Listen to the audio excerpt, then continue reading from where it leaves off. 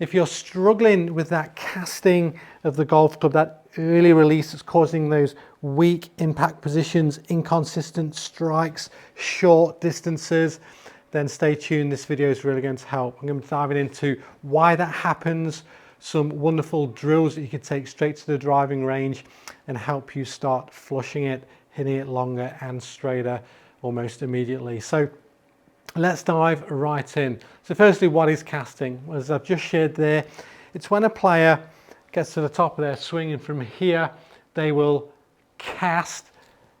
The terms come from casting a fishing rod because it's a similar sort of action.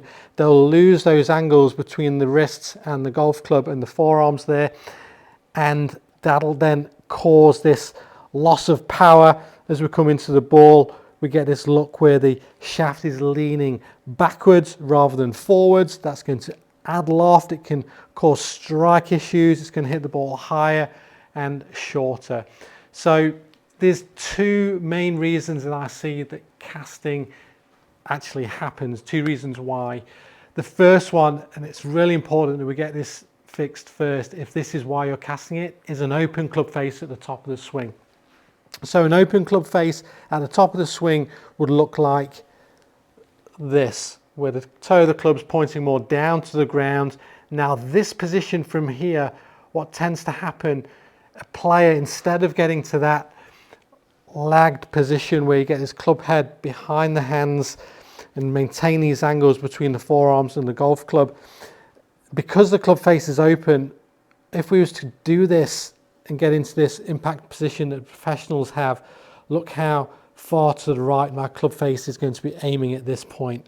So from this view here, the face is open at the top, I get into these wonderful angles, club coming from the inside, shaft ahead of the golf ball, leaning forwards, but that face is aiming to the right. So instinctively, we don't want to hit the balls to the right, so players will adapt to that club face being open and cast the club to square that up. So that looks like this. So face is open at the top, and then instinctively as athletes, we know, okay, I need to change something now to get this ball started on line. So what do? In that split second, we'll cast the golf club, which actually helps us square this club face up. So now it's pointing at my target, but there's more loft. There's this weak or scooped position at impact, extended position of that lead wrist, and it's not going to give us that penetrating ball flight that we're looking for. So yes, while it can help you start it online, it's not optimum for what we're trying to achieve at impact. So first thing, guys, is to fix that club face at the top of the swing. Two key things that affect your club face. One is the grip, and second to that is the wrist. So let's get the grip in check first. Just ensure that you've got a good solid grip. Ensure that this lead hand is not too far over to the lead side. Ensure that you can see at least two knuckles as you look down.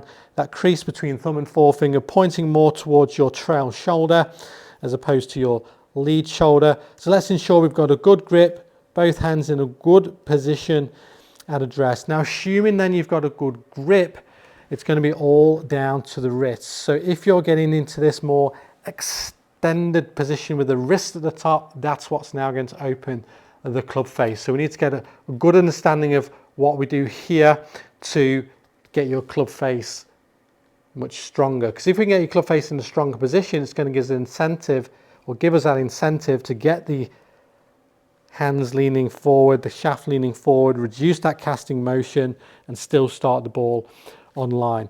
So let's look at some drills to get your club face at a good position at the top. Firstly, you can just understand that that's what you're trying to do, and imagine, a good analogy is the motorcycle. So if you was going to rev a motorcycle but do it the opposite way with your lead hand, so rev it down this way, that's what we're looking for, and that's going to get that club face pointing more to the sky as I do that. And then as I work it down in transition, almost feel like I'm pointing it back to you guys here. The logo of the glove back towards the camera, and that's going to turn that club face down. And it's going to give me more reason to not cast the golf club. Some more drills to stop the casting a little bit later as well. So I've got here as well the help of Hack Motion, and there's 3 different drills on here, some training drills that you can go through. You've got one here called the static top drill. So what you do here for this one is you'll start at address. So take your normal setup position, and it'll calibrate, and then it'll say go to the top. Now if I'm too extended, which I am here, it'll tell me to get back into range, and if I'm too flexed, it'll tell me to get back into range. And as I'm in range here, it's actually buzzing. My sensor's buzzing, so a new feature on the new Hack Motion there, and that's just a wonderful feedback to ensure. So you can go again, see how many in a row you can get. So I got it straight away that time. But again, it's a great one if you're in this position at the top. So if I'm too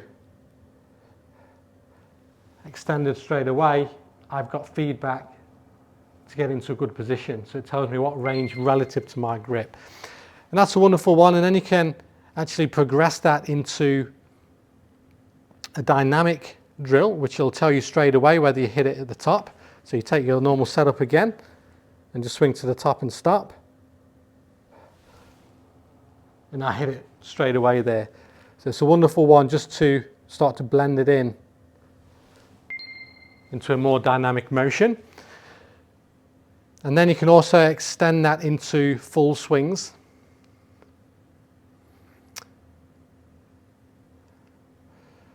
Where now you just take your setup and make a full swing, and it'll tell you straight away whether you've hit the range at the top.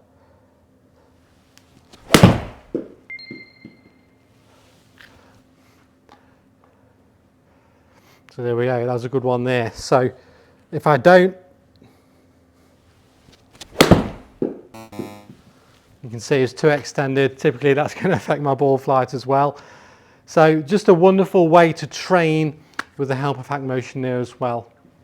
And you've got the motor cycle drill. So that's reason number one why most people cast the golf club. So we've got to get that fixed first. Good grip, good club face at the top. Reason number two is an overactive upper body. So what I mean by that is when players get to the top, in an effort to then create power and really get at the ball, we'll tend to be overactive with our upper body, our hands and our arms, and start to throw the club this way in an effort to hit the ball. Now that then causes casting and this weak impact position. It can then cause other things in the follow through. We might even hang back as a result. So, but this is the cause of some of the things that can happen later on as well. So that overactive upper body, we've got some drills for that coming up shortly as well. So they're the two main reasons why people cast. Now let's get to the fixes. Now the first fix is what I call the bump and pump drill, the wall bump and pump drill. So I'm going to show you that on the screen here, me doing that next to the wall, but essentially what it is you can get your 5-iron